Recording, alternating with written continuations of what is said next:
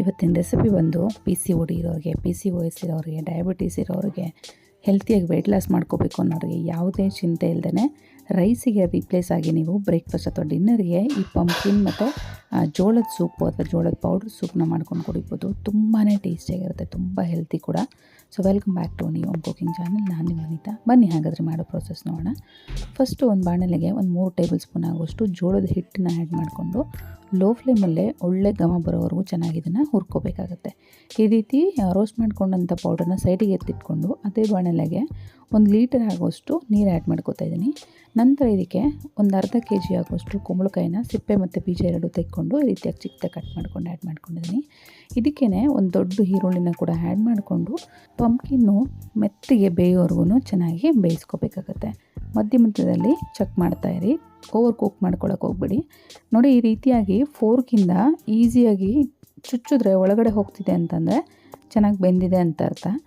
ಇದಕ್ಕೆ ಒಂದು ಅರ್ಧ ಕಪ್ ಆಗೋಷ್ಟು ಪುದೀನ ಎಲೆಗಳನ್ನ ಕೂಡ ಸೇರಿಸ್ಕೊಂಡು ಮಿಕ್ಸ್ ಮಾಡಿಕೊಂಡು ಒಂದು 2ರಿಂದ 3 ನಿಮಿಷ ಚೆನ್ನಾಗಿ ಬೇಯಿಸ್ಕೋಬೇಕಾಗುತ್ತೆ. ಅಷ್ಟೊತ್ತಿಗೆ ಪುದೀನಲ್ಲಿರುವಂಥ ಫ್ಲೇವರ್ಸ್ ಎಲ್ಲ ಚೆನ್ನಾಗಿ ಎಳ್ಕೊಳ್ಳುತ್ತೆ.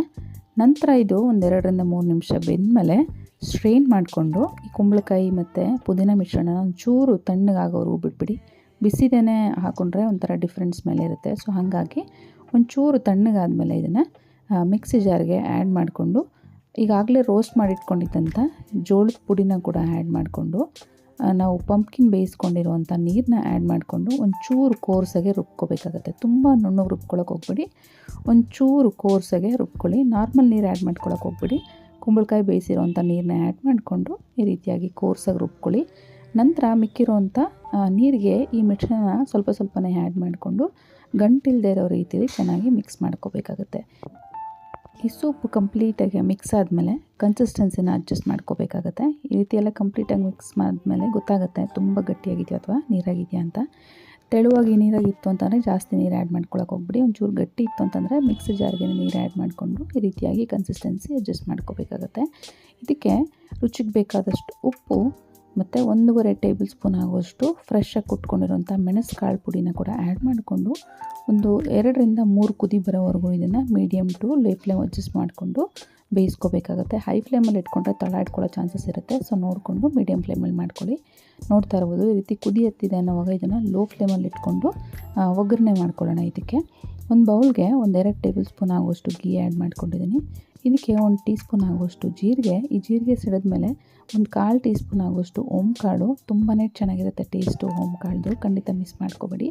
ನಂತರ ಒಂದು 2 ಟೇಬಲ್ ಸ್ಪೂನ್ ಆಗುವಷ್ಟು ಬೆಳ್ಳುಳ್ಳಿ ಚಿಕ್ಕದಾಗಿ ಕಟ್ ಮಾಡ್ಕೊಂಡು ಆ್ಯಡ್ ಮಾಡಿಕೊಂಡು ಬೆಳ್ಳುಳ್ಳಿ ಒಳ್ಳೆ ಗೋಲ್ಡನ್ ಬ್ರೌನ್ ಕಲರ್ ಬರೋವರೆಗೂ ಚೆನ್ನಾಗಿ ಇದನ್ನು ಫ್ರೈ ಮಾಡ್ಕೋಬೇಕಾಗುತ್ತೆ. ನೋಡ್ತಾ ಇರ್ಬೋದು ಕಲರೆಲ್ಲ ಚೇಂಜ್ ಆಗಿದೆ. ಸೊ ಈ ಸ್ಟೇಜಲ್ಲಿ ಈ ಒಗ್ಗರಣೆನ ಸೂಪ್ಗೆ ಆ್ಯಡ್ ಮಾಡಿಕೊಂಡು ಚೆನ್ನಾಗೆಲ್ಲ ಕಂಬೈನ್ ಮಾಡಿಕೊಂಡು ಕೊನೆಯದಾಗಿ ಒಂದು ಸ್ವಲ್ಪ ಕೊತ್ತಂಬರಿ ಸೊಪ್ಪು ಮತ್ತು ಒಂದು ಅರ್ಧ ನಿಂಬೆ ರಸ ಸೇರಿಸ್ಕೊಂಡು 1ರಿಂದ 2 ನಿಮಿಷ ಬೇಯಿಸ್ಕೊಂಡ್ರೆ ನೋಡಿ ತುಂಬಾ ಸಿಂಪಲ್ ಆ್ಯಂಡ್ ಹೆಲ್ತಿ ಟೇಸ್ಟಿಯಾಗಿರುವಂಥ ಜವಾರ ಪಂಪ್ಕಿನ್ ಸೂಪ್ ರೆಡಿ ಆಯಿತು. ಇದನ್ನು ನೀವು ರೈಸ್ ಬದಲಾಗಿ ಸ್ಪೆಷಲಿ ಬ್ರೇಕ್ಫಾಸ್ಟು ಅಥವಾ ಡಿನ್ನರ್ಗೆ ಮಾಡ್ಕೋಬೋದು. ವೆಯ್ಟ್ ಲಾಸ್ ಮಾಡ್ಕೊಳ್ಳಿಕ್ಕೆ PCOD ಇರೋರಿಗೆ, BP ಇರೋರಿಗೆ, ಡಯಾಬಿಟೀಸ್ ಇರೋರಿಗೆ ಕೂಡ ತುಂಬಾ ಸಿಂಪಲ್ ಆ್ಯಂಡ್ ಹೆಲ್ತಿ ರೆಸಿಪಿ.